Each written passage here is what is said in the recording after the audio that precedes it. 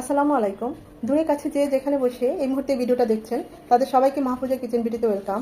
আজ শালগম দিয়ে মুরগির মাংসের ঝোল করব। একদম সিম্পল ঘরোয়া সব মশলা দিয়েই এবং খুবই মজা হয় খেতে। দেখতেই পাচ্ছেন লুকসটা কত সুন্দর এসেছে। যারা করেন তারা তো জানেনই, তা আমি কিভাবে শালগম দিয়ে এই মুরগির মাংসের ঝোলটা করি সেটাই আজ আপনাদের সাথে শেয়ার করব। তো কথা না বাড়িয়ে চলুন আমরা মূল রান্নায় চলে যাই।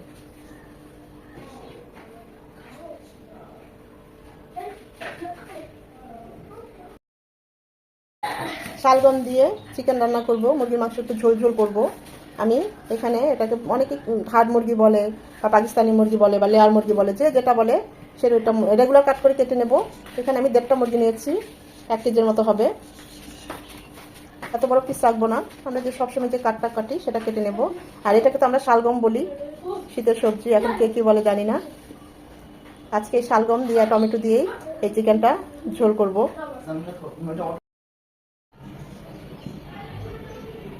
শালগম দিয়ে চিকেনটা রান্না করার জন্য দিয়ে দিচ্ছি প্যানে 3 চামচের মতো সয়াবিন তেল, 3 টুকরা তেজপাতা, 2 টুকরা দারচিনি, 4টা সাদা এলাচ থেতলিয়ে দিয়েছি, এর থেকে সুগন্ধটা বের হয়ে আসবে, 3টা লবঙ্গ আর 8-10টা সাদা কালো গোলমরিচ। গোটা মশলাগুলো 1 মিনিট হবে, এর থেকে সুন্দর একটা সুগন্ধ বের হয়ে আসবে। 2টা বড় পেঁয়াজ কুচি, পেঁয়াজ কিছুটা নরম হবে। পেঁয়াজটা নরম হবে আর এইভাবে ফুলে ফুলে আসবে। পেঁয়াজটা এরকম কিছুটা লাল লাল হয়ে আসবে। এই পর্যায়ে দিয়ে দেবো 1 টেবিল চামচ আদা রসুনের পেস্ট। এখানে আদা আর রসুন সমানভাবেই আছে, এটাকে 1 মিনিট ভেজে নেব যেন আদার ঝাঁঝালো গন্ধটা চলে যায়।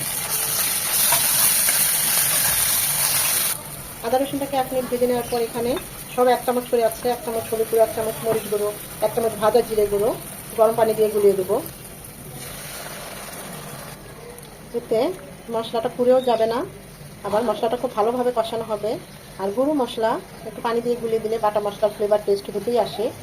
এই ছোটো ছোটো ধাপগুলো আবার আমরা যদি পানিতে রান্নার সময় একটু গরম পানি ইউজ করি, দেখবেন এই সব ছোটো ছোটো জিনিসগুলো দেখতে ছোট কিন্তু রান্নার টেস্ট অনেক গুণ বাড়িয়ে দেয়। তারপর লার্কির চুলায় যারা রান্না করে এদের রান্নার টেস্টই আলাদা।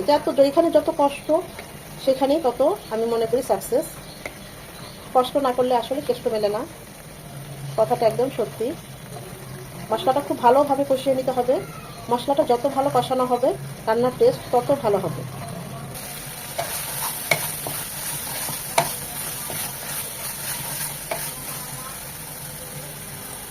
মশলা কষানো হয়ে গেলে দিয়ে দিব চিকেনগুলো। আমি রেগুলার কাট করে কেটে নিয়েছি। এটা একটু ছোট তাই এটা পিস করি নাই।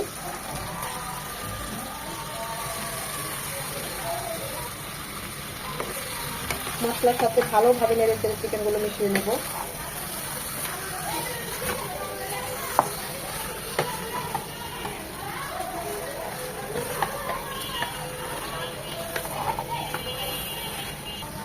চিকেন থেকে কিছুটা পানি ছাড়বে। 4 থেকে 5 মিনিট চিকেনটা কষিয়ে নেব। আমি অবশ্য আরও 2বার নেড়ে দিয়েছি, তা না হলে কিন্তু চিকেনগুলো লেগে যাবে। 4-5 মিনিট কষিয়ে নেওয়ার পর এখানে আমি 2 টেবিল চামচ পানি দিচ্ছি চিকেনটাকে আরেকটু ভালো করে কষিয়ে নেওয়ার জন্য। অবশ্যই ফুটানো পানি দিবেন। এখনই একবারে পুরো গ্রেভিটা দিতে যাবেন না, মানে যে ঝোলটা সেটা দিবেন না। অল্প একটু পানি দিয়ে আগে চিকেনটাকে একটু ভালো করে কষিয়ে নিতে হবে, সেক্ষেত্রে কিন্তু রান্নার টেস্ট খুবই ভালো হয়।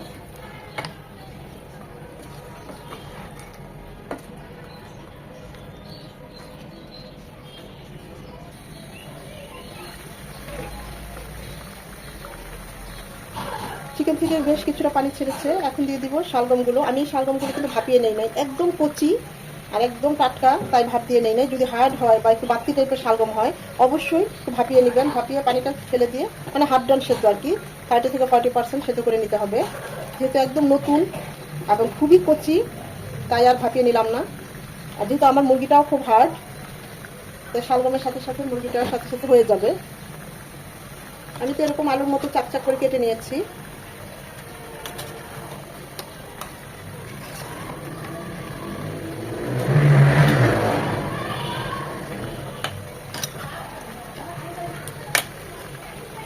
চিকেনের সাথে শালগমটা আরেকটু কষিয়ে নেব। পাত্রটা সম্ভবত ছোট হয়ে গিয়েছে, বড় পাত্র হলে ভালো হতো।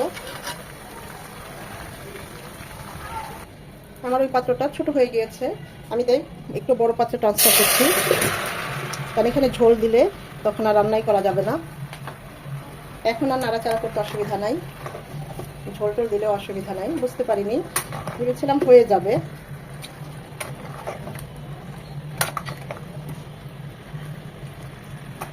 এখন এটা আরেকটু কষবে 4 থেকে 5 মিনিট।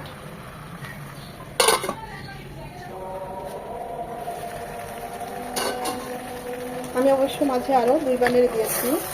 ঠিক এরকম ভালোভাবে কষিয়ে নিতে হবে মাংসটা, চিকেনটা আর এই শালগমটা যত ভালো করে কষানো হবে দেখবেন সেই চিকেনটা খেতে অসম্ভব মজা হবে, একদম দেশি মুরগির টেস্ট পাবেন।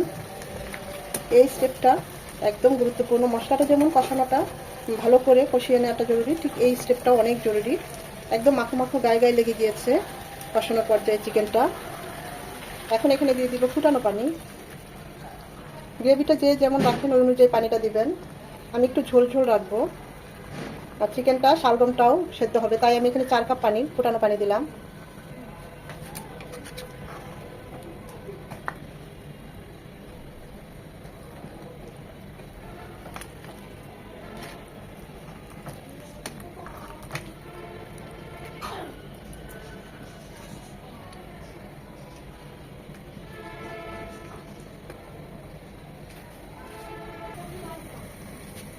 টমেটো এরকম 4 ফালি করে নিয়েছি, সেটা দিয়ে দিচ্ছি। দ্বিগুণ থেকে ট্রিপল গুণ বাড়িয়ে দিবে স্বাদ এই টমেটোর জন্য। আমি এখানে 2টো টমেটো দিলাম। কাঁচামরিচের মাথাটা এভাবে ভেঙে দিবেন, তাহলে ফ্লেভার চলে আসবে, ঝাল হবে না। দিয়ে দিব স্বাদ মতো লবণ, লাগলে পরে আবার দেব। এখন এটা রান্না হবে মিনিমাম 12 থেকে 15 মিনিট।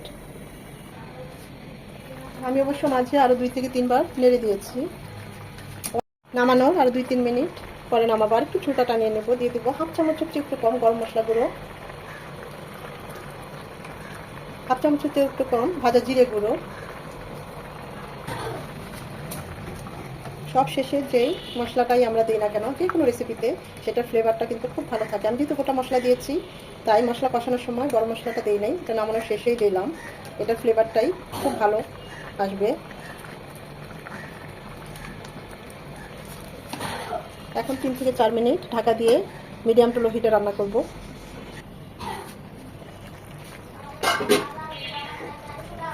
মাশাআল্লাহ, উপরে চারপাশে তেল উঠে এসেছে, দেখতেই পাচ্ছেন। আমাদের চিকেনগুলো সব এত সুন্দর একটা সুঘ্রাণ বের হয়েছে না, মনে হচ্ছে একদম দেশি মুরগি।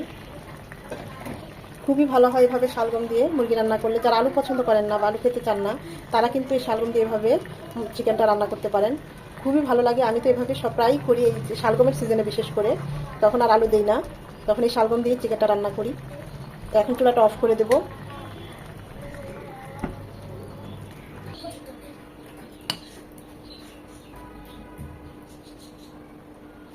কত সুন্দর কালারটা এসেছে দেখুন। আর টেস্টের কথা কি বলবো, টেস্ট করেছি সব ঠিক আছে। এই ঝোলটা এরকম পাতলাই হবে। শালগম দিয়ে এভাবে চিকেন রান্না যারা খেয়েছেন তারা তো জানেনই, আর যারা এখনো ট্রাই করেন নাই, একদম নতুন, একবার হলেও ট্রাই করবেন, অসম্ভব ভালো হয়। আমি তো এই শালগম দিয়ে, যে এখন যে নতুন নামবে শালগম ভাজি, মাছ দিয়ে, অনেক সব কিছু দিয়ে খাওয়া যায় শালগমটা। আমার তো খুবই প্রিয় এই সবজিটা। তো আশা করি ভিডিওটা আপনাদের ভালো লেগেছে। যদি ভালো লেগে থাকে লাইক কমেন্ট শেয়ার করে দিবেন।